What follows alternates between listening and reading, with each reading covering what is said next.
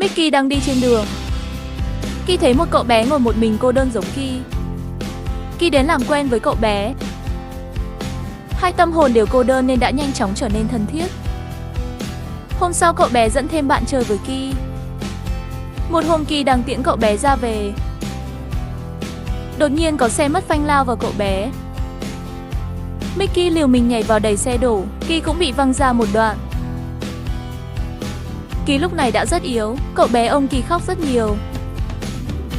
Kỳ được đưa vào bệnh